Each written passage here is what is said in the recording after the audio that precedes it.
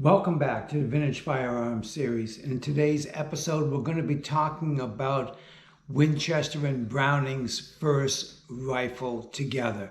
This would be the 1885. This particular variant is from 1887. It's a very low serial number. In fact, it's an extremely low 5-digit number. So the first digits are, let me get so the light will treat me right here. 109 are the first three out of the five. And so that would put it as an extremely low number, considering this was the first time that they had worked together. It was being followed up very quickly by the 1886, of course. But this is the 1885, which Browning had all the bugs worked out of and everything by then. He had already built 300 of them. And this is the one that Bennett went to see him and to negotiate the rights to these guns. Now, ironically, that's when I believe Bennett was vice president of Winchester. But when he became president of Winchester, that's when I will put it in my words of say turning against John Browning. He certainly wasn't going to give him what everybody else was willing to give him. He thought Winchester was above that. And that's a very sad day for Winchester. They went on to make the Widowmaker, which was, by many people's standards, a dangerous gun. Certainly there was a lot of mishaps with it. And because they couldn't use John Browning's design for the charging handle. That was the basic reason for that. So in any case, let's look at this gun. It's from 1887, like I've already mentioned. It has a bull barrel.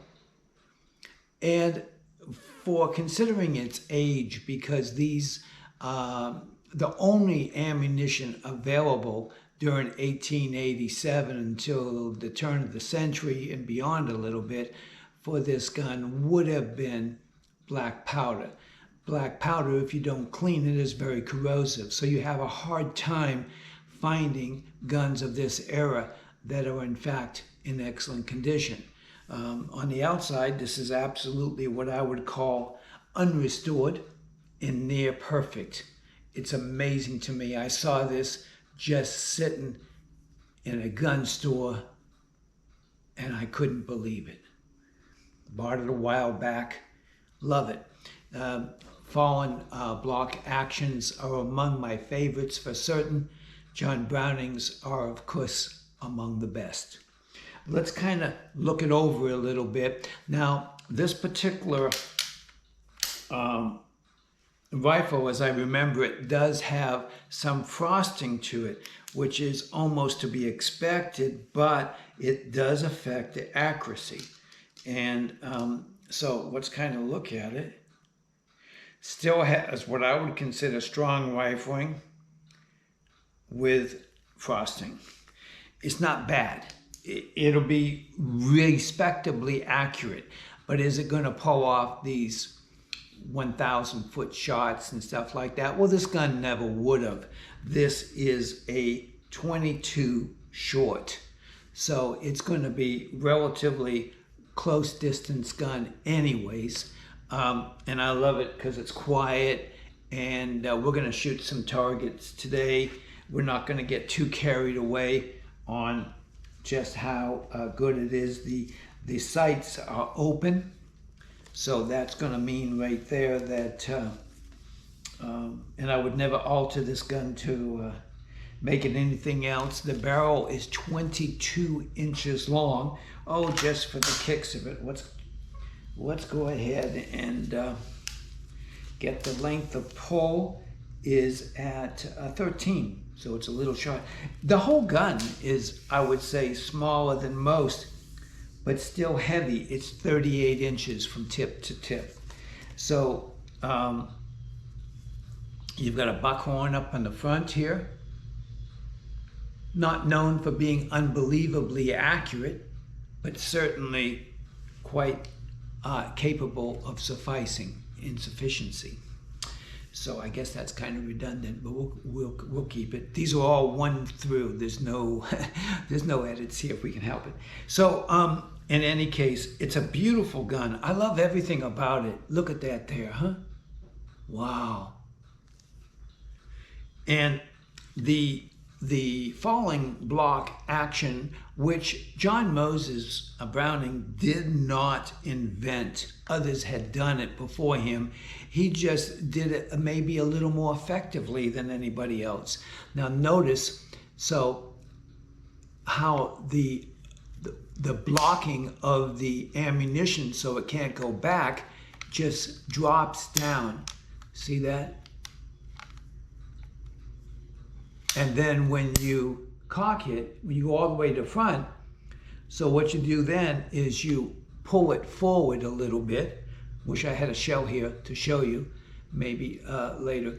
And then once the extractor gets in a little closer, then you go ahead and load it in. You don't want to load it in early because the extractor would then be on top of your round. So that would be not the best option.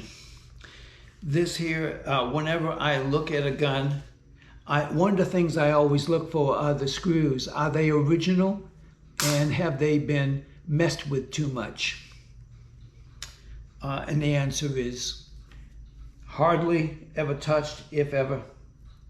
And they could have been, there's a little tiny mark on that one. It could have been from 1887, who knows?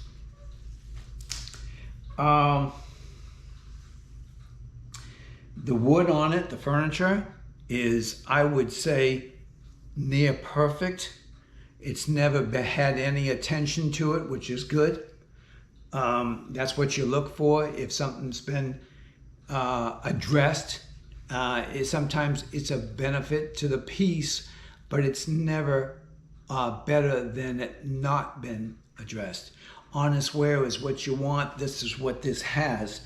On the top, let's see what it says. It says manufactured by the Winchester Repeating Arms Company, New Haven, Connecticut, USA.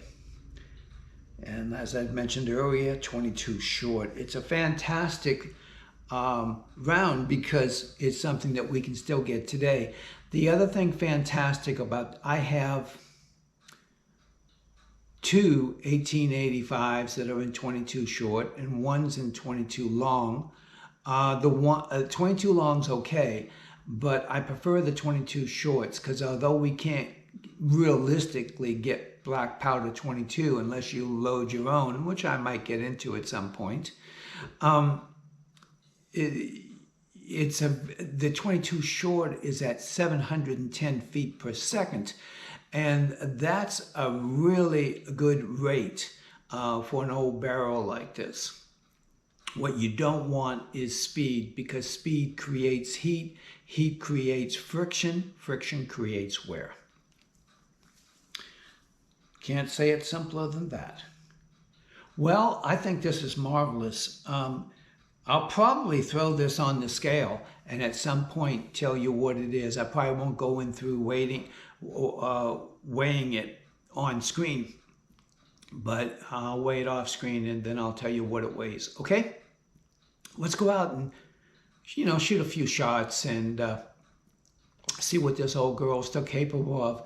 Let's figure it out. 1887, that's 13, 113 plus 24. So 13,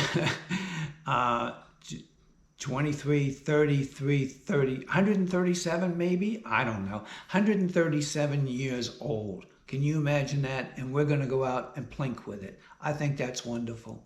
Hey, let's go outside and have some fun. Thank you. Get 5 shots out.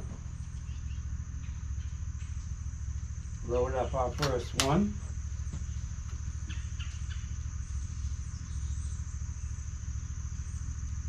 Aim dead on the target.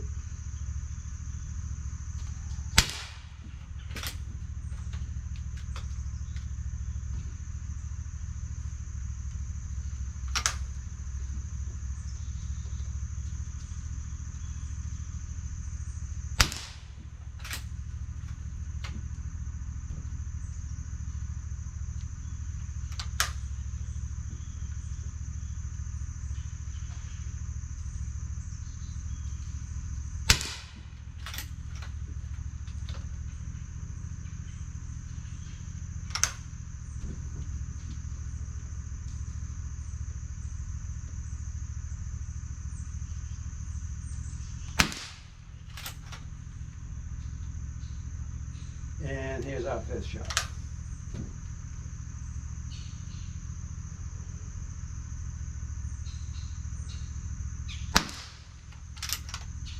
Okay, let's go down there and see what we got.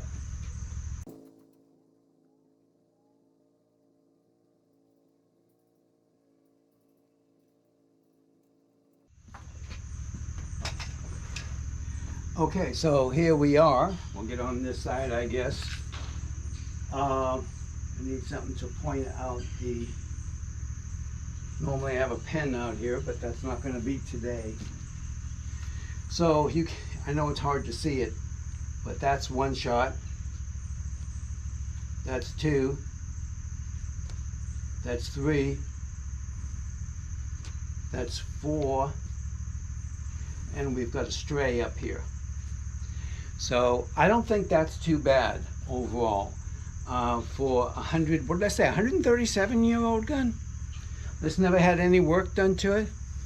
It's a little bit frosted, but it's still got good rifling. So I think we're good to go. Let's go back inside and we're going to run through some things. And in the meantime, I'm going to weigh it because it's going to weigh a little bit more than a gun of the normal times today would weigh, considering it's short in particular. Let's head out. That was a lot of fun, and I thought that was pretty good for a gun, what did we say, 137 years old, to be able to accomplish that. And, you know, that's nothing special on my part. I just aimed and shot and didn't make any allowances for anything. Firing 22 shorts, fantastic. As you notice, they're not very loud. Sometimes the camera microphone has a tendency to expand it, but there was no reason for any headgear or anything like that because these guns just aren't that loud.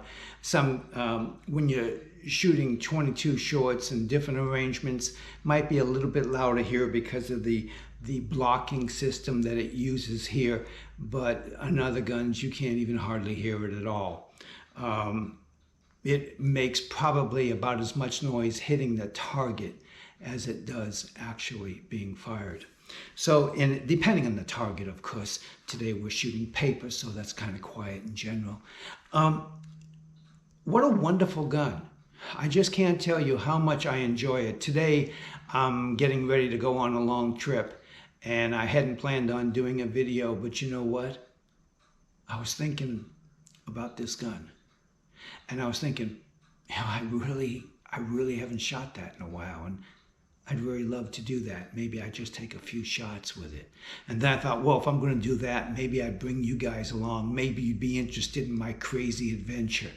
But this is what I do. I do it if you weren't here. I do it if you're here. It's not that I don't appreciate you, but what I'm saying is I would do it whether or not I had a YouTube channel or a Rumble channel or whatever this turns out to be over the time. It's a wonderful gun. It's a place where I'd like to expand what I have now because they're just too great. Single shot rifles, there's something special about them. You focus on the shot that you're taking. You really concentrate on it. That's a very important thing. And I find whether I'm shooting a shotgun or I'm shooting any kind of gun at all, my experience in single shots guns are helping me. They actually help me. They help me concentrate, whether I'm looking for tracing something and moving quickly or just taking reasonably quick shots. That helps me here. I take my time here, I focus, I know exactly what I'm looking for, and then it all comes down to the subconscious. I hope you've enjoyed this episode. I know I have. It was something that I really wanted to do, and I love talking about especially the 1885s are some of my favorites. I have 3. And I might end up with another one. That's kind of why I was thinking about it. I'm thinking about another one that's on the market. And I'm thinking about whether or not I should buy it. It's between that and a 1886, which is also a great gun. And I don't have one of those. So, but these are my favorites. So which one do I go? My favorite and something that's different that I don't have, or one that I don't have anything of that isn't my favorite. But they're great guns. I know that they're great guns. And so that's what I'm thinking about. That's what's on my mind as I'm doing this video. Probably in the next video or something, I might have one. It's just hard to say. Okay, take it easy. Thank you so much. Heading out on my long trip. But by the time you see this, I will likely be back. Thank you. Bye-bye now.